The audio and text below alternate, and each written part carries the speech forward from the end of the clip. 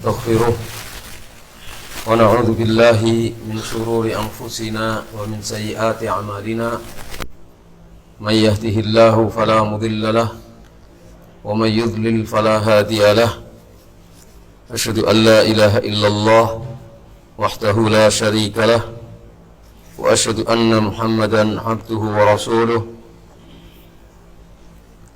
يا أيها الذين آمنوا اتقوا الله حق تقاته ولا تموتن إلا وأنتم مسلمون يا أيها الناس اتقوا ربكم الذي خلقكم من نفس واحدة وخلق منها زوجها وبث منهما رجالا كثيرا ونساء واتقوا الله الذي تساءلون به والأرحام إن الله كان عليكم رقيبا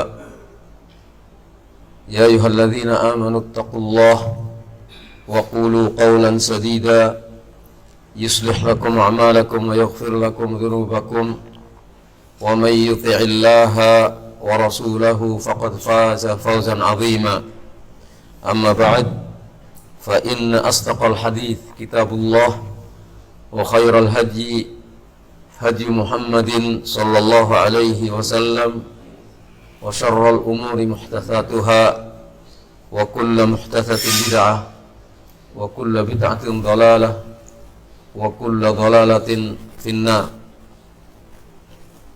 ثم أما بعد. Alhamdulillah, pada kesempatan pagi hari yang cerah ini kita mendapatkan anugerah nikmat yang sangat besar dari Allah Subhanahu wa taala. Kita dikumpulkan dalam satu majelis, mudah-mudahan atau kita berdoa kepada Allah agar majelis ini adalah majelis yang diberkahi. Kita akan membahas tentang sikap tengah Ahlus Sunnah wal Jamaah. Kita semuanya menginginkan untuk menjadi Ahlus Sunnah wal Jamaah, dan insyaallah semua kita sudah paham tentang apa itu Ahlus Sunnah wal Jamaah. Disebut sebagai Ahlus Sunnah karena apa? Karena yang menjadikan kita berkumpul dan bersatu adalah sunnah. Yang menjadikan kita sesuatu yang kita ikuti adalah sunnah. Kita bersaudara juga karena sunnah. Ikatan yang mengikat kita tidak ada yang lain kecuali sunnah Nabi SAW. Sunnah Nabi SAW adalah Islam itu sendiri. Kemudian disebut sebagai Ahlul Jamaah, Al-Jamaah, karena yang kita ikuti adalah jamaah kaum muslimin, jamaahnya Nabi Muhammad sallallahu alaihi wasallam. Jadi mestinya inilah yang mengikat kita. Mengapa kita bersatu, mengapa kita bersaudara, itu semestinya tidak ada yang boleh menjadikan kita terikat, dan tidak ada sesuatu yang boleh menjadikan kita berwala dan berbarok kecuali karena sunnah Nabi SAW. Kecuali kita diikat oleh sunnah Nabi dan jamaah Nabi SAW. Yang terbesar jamaah Nabi, tokohnya adalah para sahabat radhiyallahu anhum ajma'in dan para salafus salih.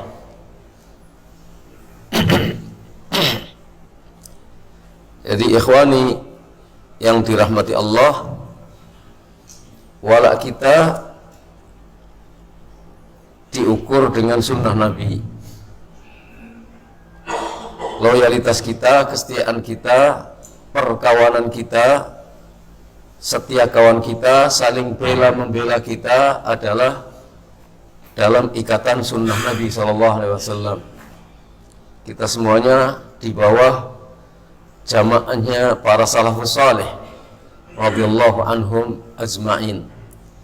Yang mengikat kita bukan karena dunia, bukan dunia yang mengikat kita, bukan suku yang mengikat kita, dan bukan apa saja, bukan kelompok yang mengikat kita, tapi yang mengikat kita adalah sunnah. Dan ahlu sunnah wal jamaah itu sikapnya adalah sikap tengah. Sikap tengah ya di tengah-tengah. Sikap tengah itu di tengah-tengah. Artinya membenarkan semua pihak. Begitu? Tidak. Artinya bukan membenarkan semua pihak. Pihak sana benar, pihak yang lain benar, bukan. Tapi sikap tengah adalah seperti yang disebutkan dalam hadis, dalam Sahih Bukhari disebutkan, dan juga yang lain-lainnya, bahwa al-wasat maksudnya adalah al-adlu. Al-wasatu, tengah itu dalam bahasa Arab itu al-wasat, maka disebut sebagai wasatiyatu ahli sunnah, sikap tengah ahli sunnah. Wal wasat adalah al-adlu. Dan wa kadzalika ja'alnakum ummatan wasata adalah ummatan adla. Demikianlah kami jadikan kamu kaum mukminin umat Nabi Muhammad SAW sebagai umat yang wasat. Maksudnya adalah umat yang adil. Umat yang adil. Ketika Nabi Nuh, ketika kaumnya Nabi Nuh ditanya, apakah sudah menyampaikan risalah kepada kaumnya, maka Nabi Nuh menjawab, sudah saya sampaikan semuanya risalah. Kemudian kaumnya Nabi Nuh ditanya oleh Allah, apakah ada yang menyampaikan risalah Allah kepada kalian? Apakah Nuh sudah menyampaikan risalah kepada kalian? Mereka menjawab, tidak ada yang menyampaikan. Belum pernah ada yang menyampaikan, mengingatkan kita bahwa syirik itu tidak boleh, dan seterusnya. Kemudian Nuh ditanya, kamu punya saksi enggak? Nabi Nuh nanti di hari kiamat ditanya, kamu punya saksi enggak? Saksinya adalah Muhammad dan umatnya.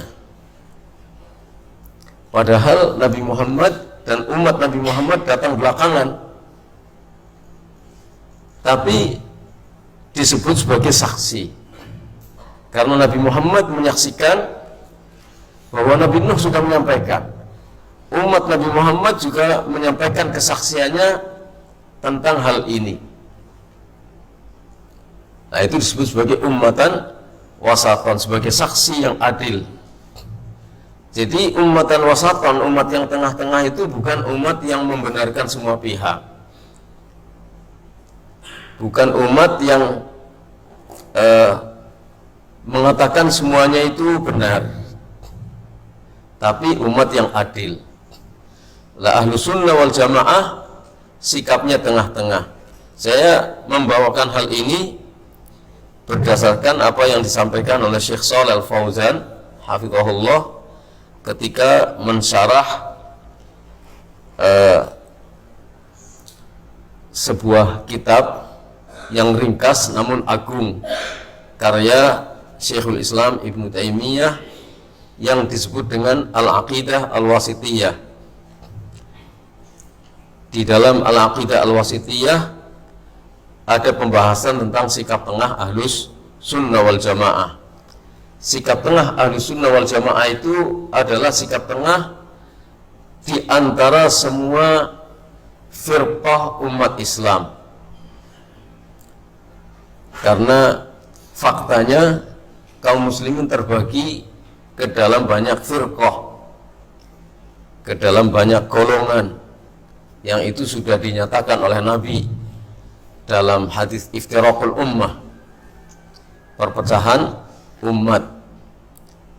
Ada 73 golongan, semuanya finnar kecuali satu, yaitu al-jamaah, yaitu yang disebut sebagai ma'ana alaihil yauma wa ashabi, orang-orang yang berada pada agama yang aku hari ini dan para sahabatku ada di atasnya, di atas prinsip, di atas manhaj yang aku dan para sahabatku hari ini ada di atasnya.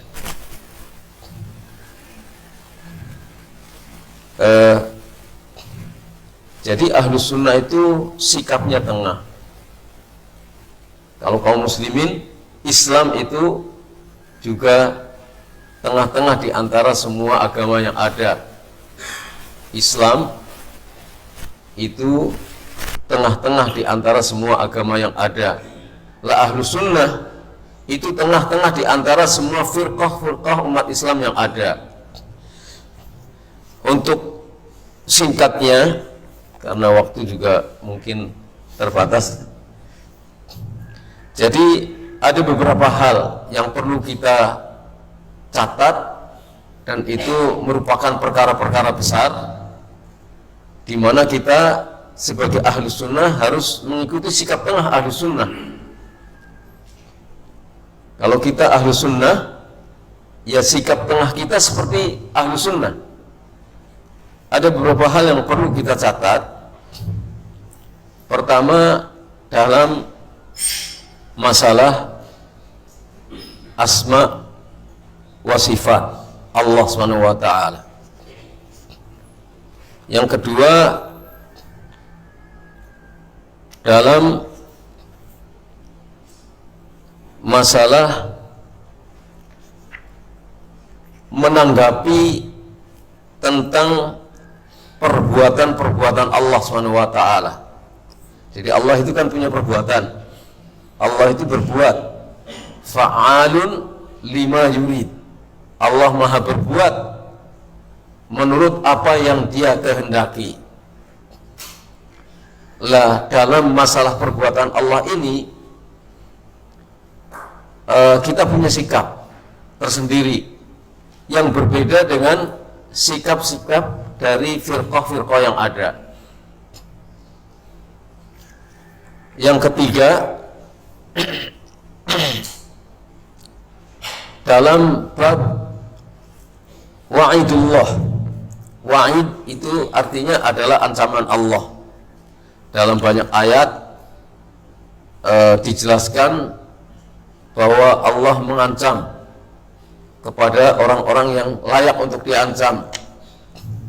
Rasulullah juga memberikan ancaman. Misalnya ancaman Rasulullah dalam masalah kehidupan sehari-hari adalah sabdanya, la'anallah man dzabaha li ghairillah. Allah melaknat, itu kan ancaman. Allah melaknat orang yang menyembelih hewan korban untuk selain Allah dan lain-lain sebagainya. Di antaranya lagi adalah la'anallah man ghayyara manaral ard. Allah melaknat orang yang mengubah tanda-tanda batas tanah. Tanda-tanda batas tanah diubah sehingga mestinya itu haknya orang lain diaku sebagai hak kita.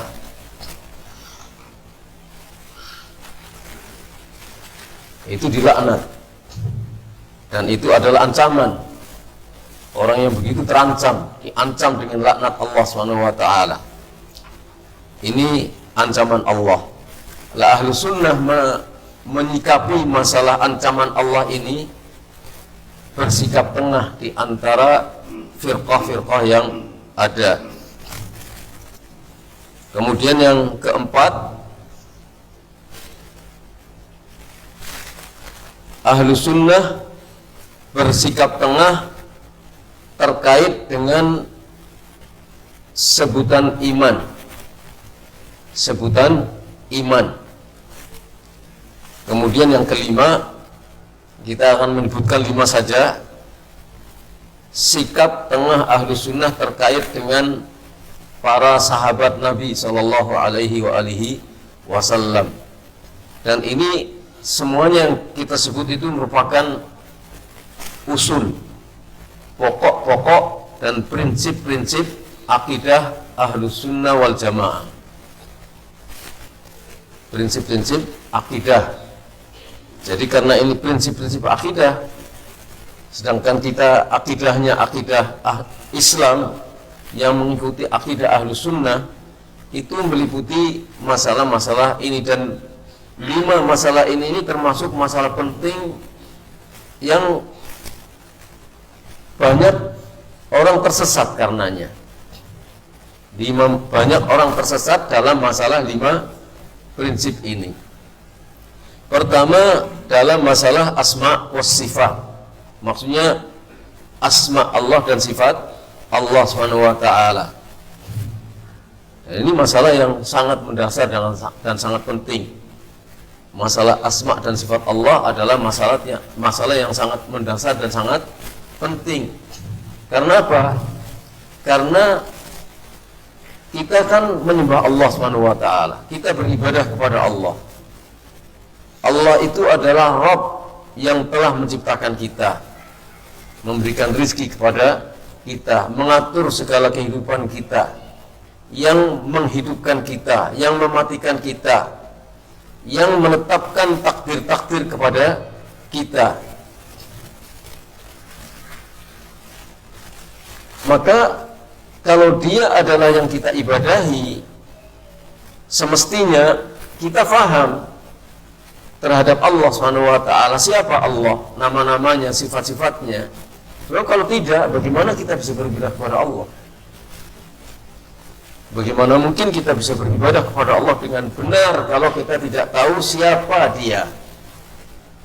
Makanya masalah asma dan sifat Allah itu sangat mendasar untuk kita fahami, dan harus benar di dalam memahami nama-nama dan sifat Allah. Walillahil asmaul husna fad'uhu biha. Coba kita renungkan satu ayat ini.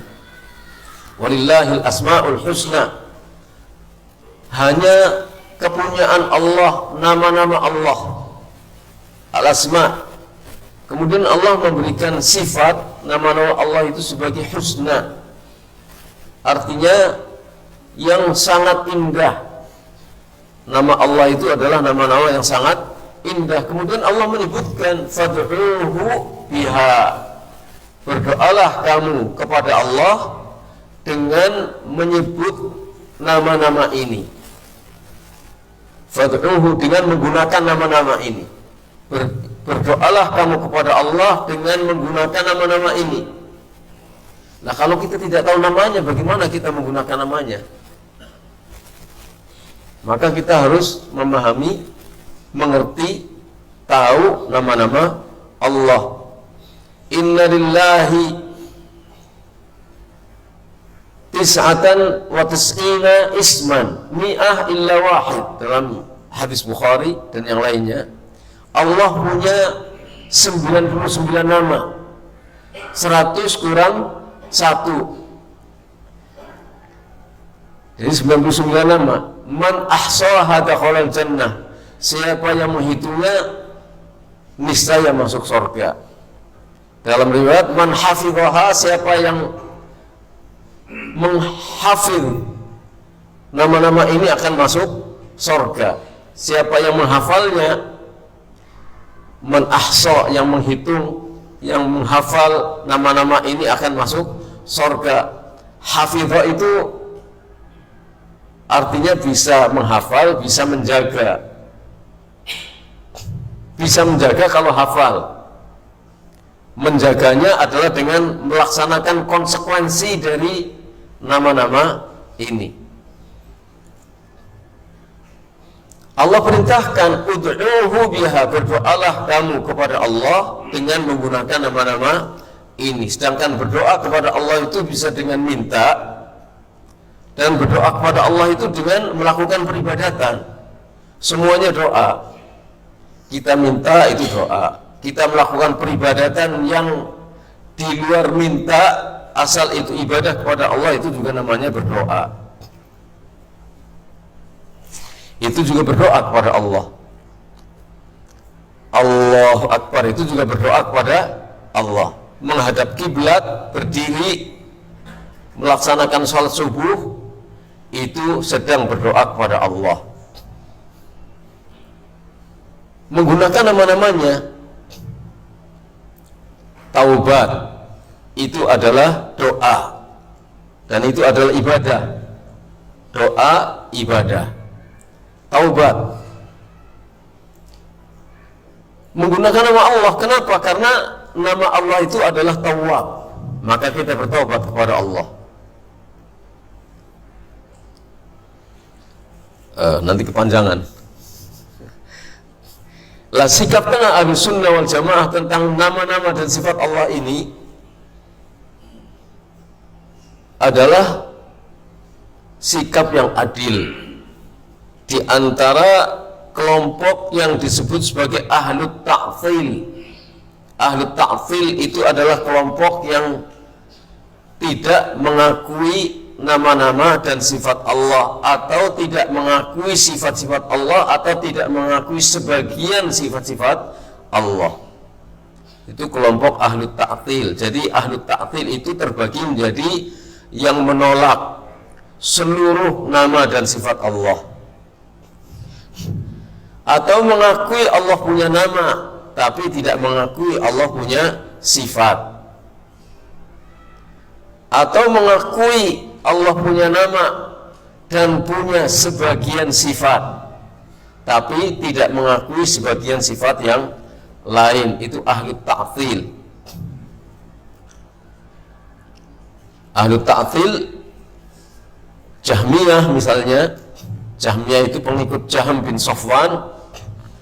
Mereka tidak mengakui Allah punya nama dan sifat. Sedangkan nama-nama yang disebutkan dalam Al-Quran itu majaz, bukan nama yang sesungguhnya. Atau itu sebenarnya adalah nama makhluk. Nama makhluk, atau disebut sebagai majaz untuk memudahkan menyebut saja, hakikatnya itu bukan nama Allah. Itu Jahmiyah. Kalau tidak mengakui nama, ya tidak mengakui sifat. Allah tidak punya sifat. Ada kelompok yang lain yang merupakan turunan daripada kelompok Jahmiyah adalah Mu'tazilah. Mu'tazilah memahami Allah punya nama tapi tidak punya sifat. Karena kalau punya sifat berarti Allah serupa dengan makhluk. Kalau dikatakan Allah punya sifat berarti Allah serupa dengan makhluk. Turunannya lagi kita sebut yang terkenal saja adalah Al-Asy'ariyah, Asy'ariyah, yang mengaku sebagai pengikut Al-Imam Abul Hasan Al-Asy'ari rahimahullah. Abul Hasan Al-Asy'ari di akhir hayatnya itu meninggalkan madhabnya yang pernah menjadi Mu'tazilah, kemudian menjadi pencetus atau menjadi pengikut Kullabiyah yang menetapkan sifat Allah itu hanya 7, yang berkembang menjadi 20. Itu Asy'ariyah. Jadi sifat-sifat Allah yang lainnya nggak diakui, nggak diakui ada. Itu adalah kelompok Ahlu Ta'thil. Ketika Allah berfirman Ar-Rahmanu 'alal 'arsy istawa, Allah beristiwa di atas arsy. nggak mengakui. Kelompok Asy'ariyah atau yang tertular atau terpengaruh oleh faham Al-Asy'ariyah. Jadi Asy'ariyah itu pengikut Imam Abul Hasan Al-Asy'ari yang kemudian meninggalkan madhab Asy'ariyahnya. Tapi sikap Abul Hasan tidak diikuti oleh pengikut-pengikut yang sudah terlanjur mengikuti madhabnya yang salah dalam hal asma was sifat. Ketika mendengar Ar-Rahmanu 'alal 'arsy istawa, bertanya mereka, kalau Allah beristiwa dalam arti yang sesungguhnya, beristiwa bahwa Allah ada di atas arsy dan itu difahami sebagaimana adanya, berarti Allah ada di arah tertentu.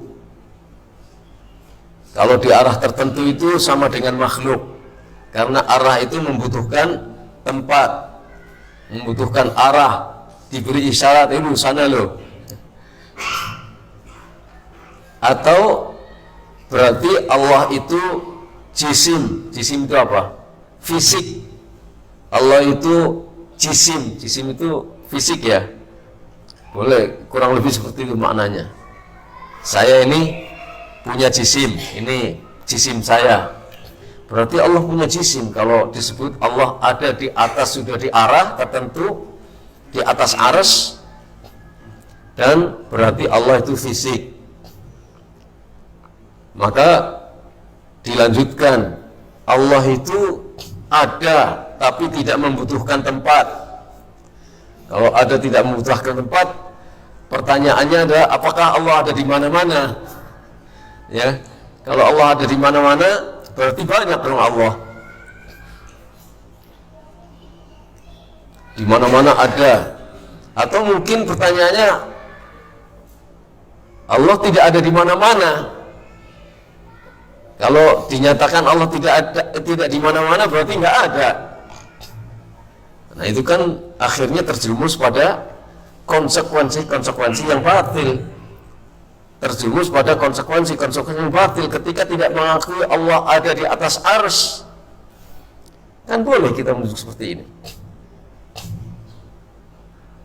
memberikan isyarat di atas. Rasulullah dulu memberikan isyarat seperti ini.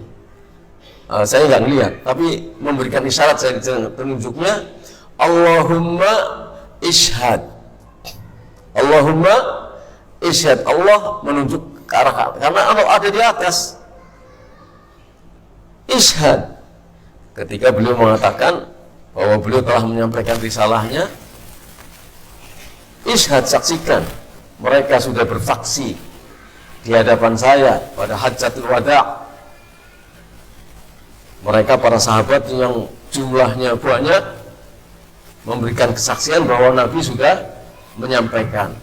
Maka Nabi bersabda Allahumma ishhad, memberikan isyarat dan jari telunjuknya, kemudian jari telunjuk itu ditujukan kepada para sahabatnya, memberikan kesaksian. Nah itu sikap tengah Ahlussunnah wal Jamaah, mengikuti apa adanya. Sebab kalau tidak, konsekuensinya terjerumus pada konsekuensi yang batil. Imma mengatakan Allah di mana-mana, kalau tidak di atas arsy, kalau tidak di atas langit-langit, kalau tidak di atas seluruh makhluknya, berarti harus mengatakan Allah ada di mana-mana, dan itu batil. Atau mengatakan Allah tidak di mana-mana, berarti Allah tidak ada. Konsekuensinya itu Allah ada tapi tidak memerlukan tempat. Terus lagi dalam kebatilan yang lain, huwa mawjudul mutlaq bi syartil itlaq. Kan kayak gitu istilah kaum ahli filsafat, ahli kalam seperti itu. Allah ada absolut adanya, tidak terikat dengan apapun, tidak nama, tidak sifat. Ya nggak ada sesuatu yang ada tapi tidak ada nama, tidak ada sifat. Apa coba bayangkan? Adanya hanya di kepala, di dalam benak seseorang. Fiktif itu kalau yang seperti itu. Itu adalah kesesatan. Kita nggak boleh seperti itu. Ikuti saja nas yang ada. Sudah ada lafdzun syar'i, alfadz syar'iyah. Gunakan saja lafadz-lafadz yang syar'i ini. Kenapa kok kemudian memberikan istilah arah? Arah kan tidak pernah disebutkan dalam Al-Quran dan Sunnah. Allah punya arah atau Allah tidak punya arah, nggak ada sebutannya dalam Al-Quran dan Sunnah. Iya kan? Apakah ada ayat yang menyebutkan Allah fil jihah, Allah ada di arah tertentu, atau Allah lahul jihah? Nggak ada dalam kitab dan Sunnah. Atau Allah tidak laisa lahu jihah atau laisa fil jihah, Allah tidak punya arah dan tidak ada di arah. Nggak ada juga dalam Al-Quran dan Sunnah. Al-Quran dan Sunnah menyebutkan Allah ada di atas arsy, tinggi di atas arsy.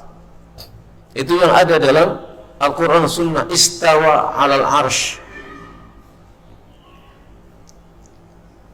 Demikian juga istilah jisim, istilah yang syar'i ditinggalkan, mendatangkan istilah baru yang tidak ada. Jisim tidak ada. Jadi itu yang dilakukan oleh ahlu ta'til. Kita nggak boleh seperti itu. Sementara di sisi yang lain, kelompok yang lain itu mentamfil, menyerupakan Allah SWT.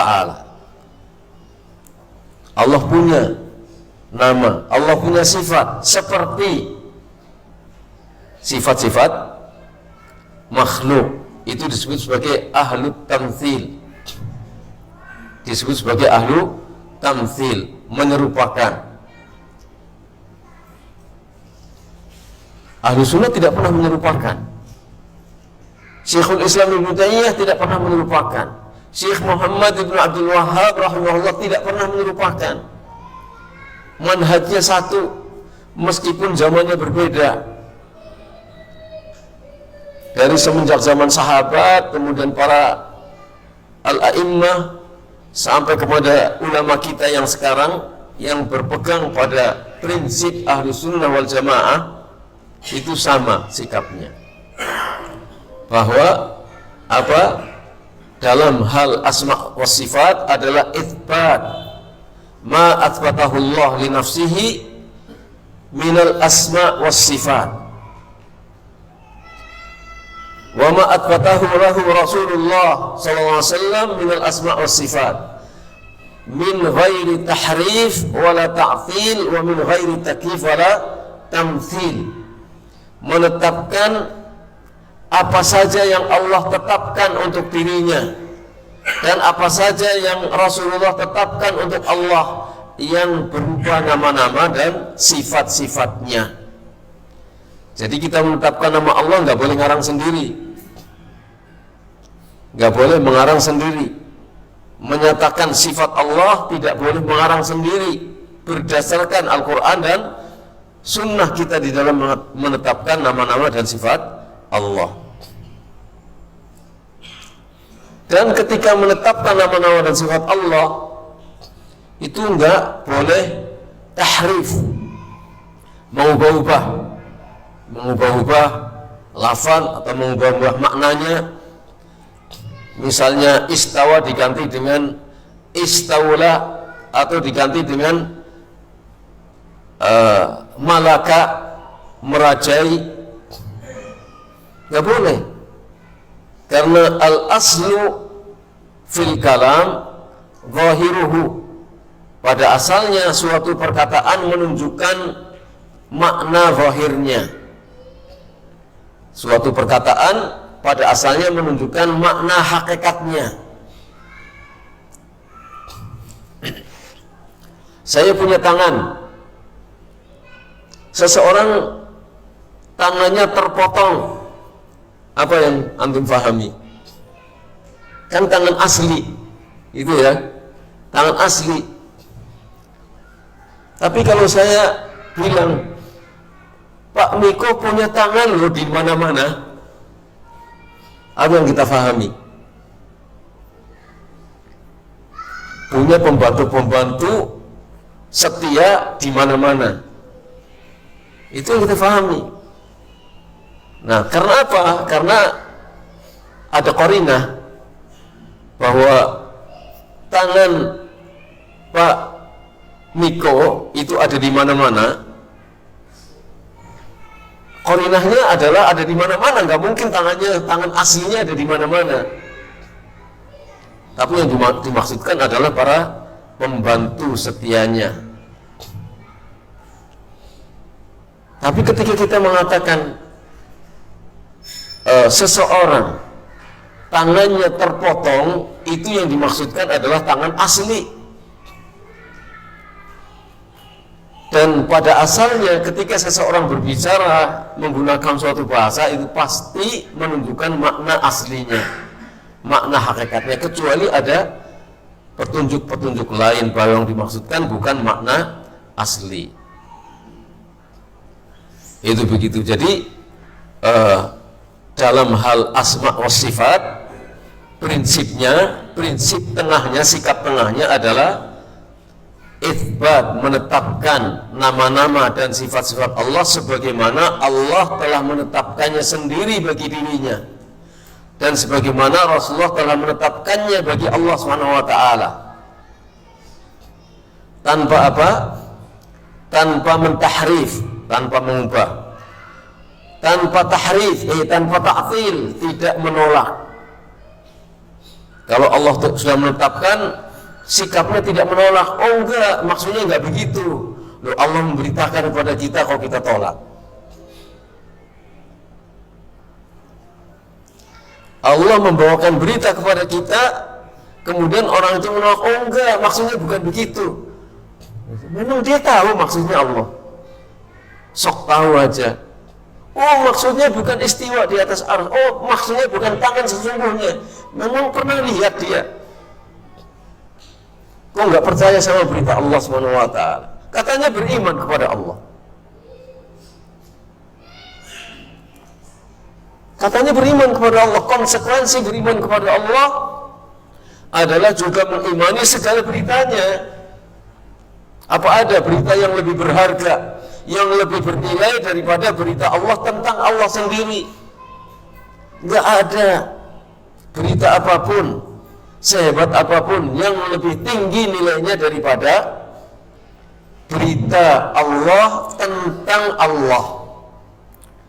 Namaku ini, sifatku begini. Karena itu berita dari Allah. Ketika Allah memberitakan bal yadahu mabsutatan, bahkan dua tangan Allah itu terbentang dua-duanya.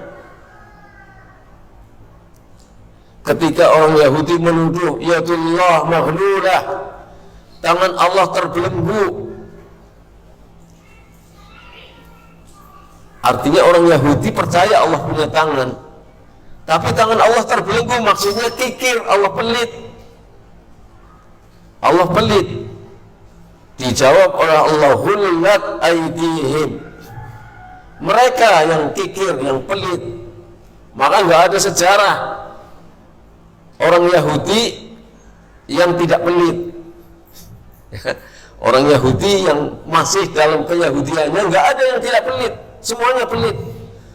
Ngasih bantuan, tapi dia minta kembali lebih banyak.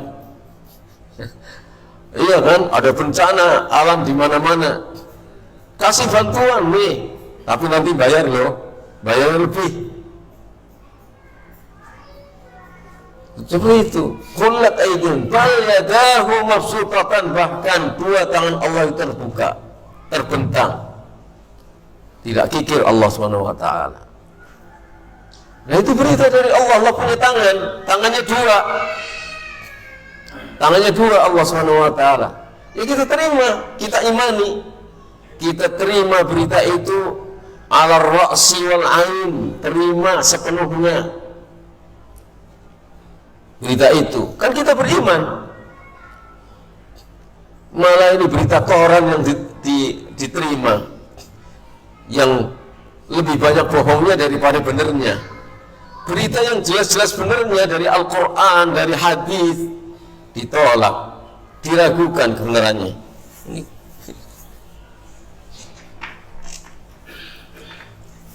Ini minta tolong apa? Ke bawah.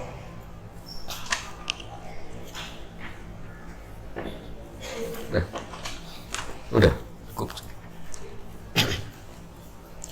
Ya itu jadi harus tengah sikapnya antara ahlu ta'til wa ahlu tamthil, yang menolak sifat nama dan sifat Allah dan yang menetapkan tapi dengan memisalkan.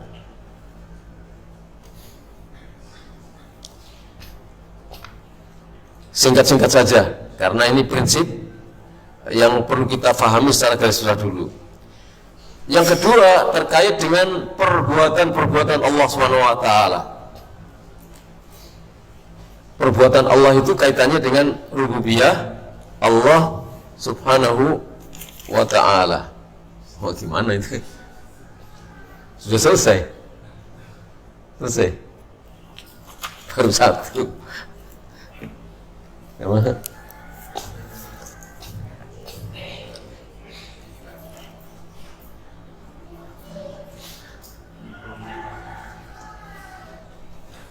Dalam perbuatan Allah SWT, ahlu sunnah sikapnya sikap tengah antara Jabriyah dan Qadariyah. Qadariyah itu yang menolak takdir. Takdir itu kan perbuatan Allah SWT. Menghidupkan, mematikan itu kan takdir. Allah menghidupkan, mematikan berdasarkan takdir. Memberikan rezeki berdasarkan takdir ini adalah rububiyah Allah SWT. Qadariyah menolak. Dan di antara Qadariyah itu ada yang namanya Mu'tazilah. Itu menolak takdir, enggak mengakui Allah itu punya takdir.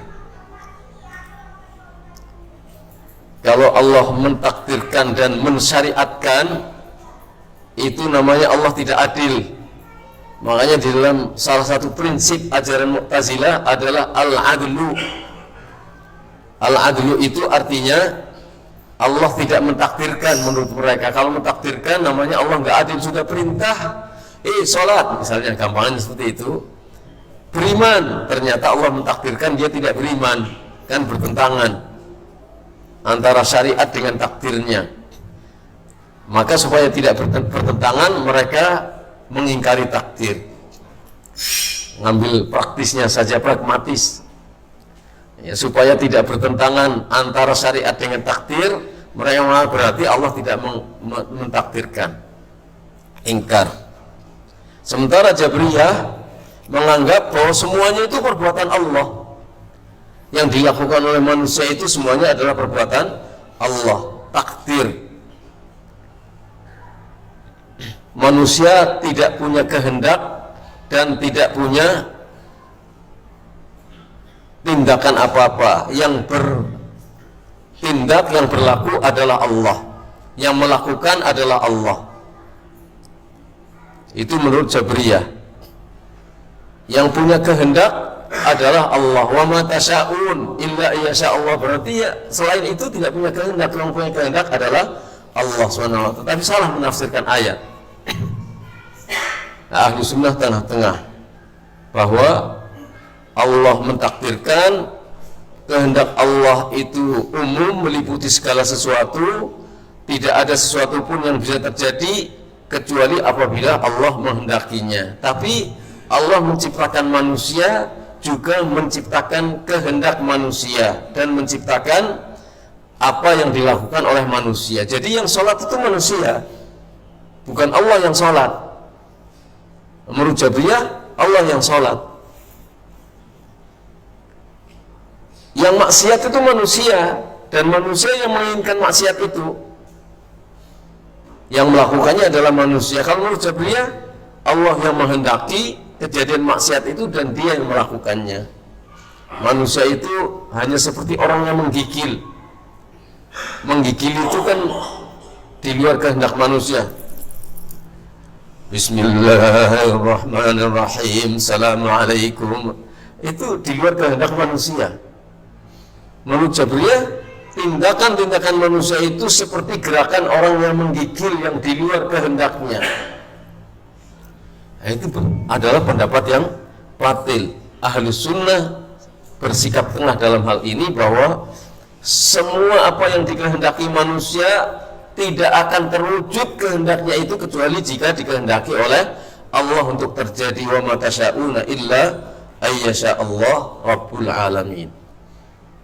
Kalian tidak menghendaki sesuatu, tidak akan mendapatkan apa yang kalian kehendaki kecuali jika Allah menghendakinya. Kecuali jika Allah menghendakinya. Nanti kalau terjadi di alam semesta ini sesuatu di luar kehendak Allah, seperti prinsip Mu'tazilah, ini Allah seperti manusia jadinya lemah.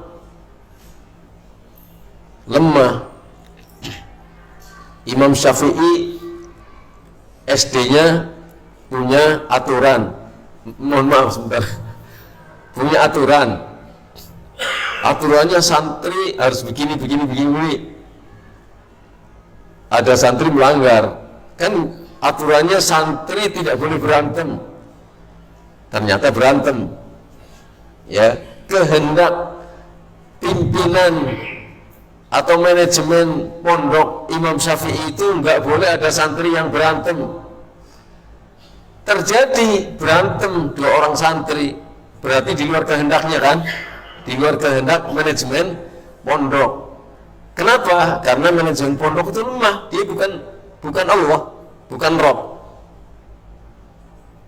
Nanti kalau Allah misalnya ada di alam semesta ini kejadian di luar kehendak Allah, ya sama seperti manajemen pondok Imam Syafi'i, lemah, nggak mungkin itu terjadi, nggak mungkin akan terjadi sesuatu terjadi di luar kehendak Allah.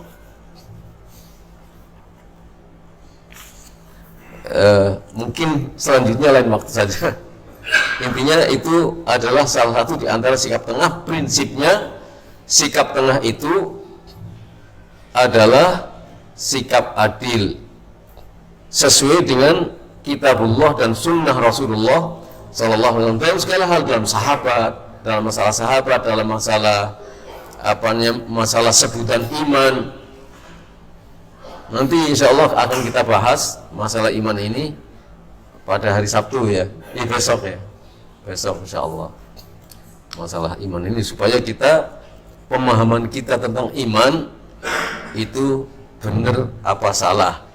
Jadi dari situ kita tahu. Begitu juga terkait dengan masalah al-wa'id, ancaman Allah. Ketika Allah mengancam, apa akan terjadi benar-benar atau tidak terjadi. Misalnya ma asfala minal ka'bain minal izar fa finnar, pakaian yang menutupi mata kaki maka akan maka akan ada di dalam neraka. Jadi seseorang yang menutupi mata kakinya diancam dengan api neraka. Lah apakah mesti bahwa dia pasti masuk neraka, atau masuk dan tidak masuknya itu atas kehendak Allah SWT? Ada pertimbangan-pertimbangan, misalnya karena punya hasanah dan lain. Tapi hadis ini menunjukkan bahwa isbal itu dosa besar. Isbal itu adalah dosa besar, karena dosa besar itu adalah dosa yang dinyatakan dengan laknat atau diancam dengan neraka, itu dosa besar. Wallahu a'lam. Ini saja yang bisa saya sampaikan. Mohon maaf kalau ternyata tidak selesai. Tapi intinya sikap tengah itu, sikap tengah. Mungkin orang banyak berbicara tentang moderasi, ya, toleransi, moderasi. Kalau mau dikatakan moderasi, yang benar itu yang seperti yang kita sampaikan tadi, insya Allah, yang sesuai dengan kitabullah dan sunnah Rasulullah sallallahu alaihi wa alihi wasallam. Sudah cukup. Ada pertanyaan atau enggak ada? Jazakumullahu khairan ala husni istima'ikum wa ala husni ihtimamikum. Barakallahu fikum. Nas'alullah yuwaffiqana wa iyyakum. Sallallahu ala nabiyyina Muhammad wa ala alihi wa sahbihi ajma'in. Assalamualaikum warahmatullahi wabarakatuh.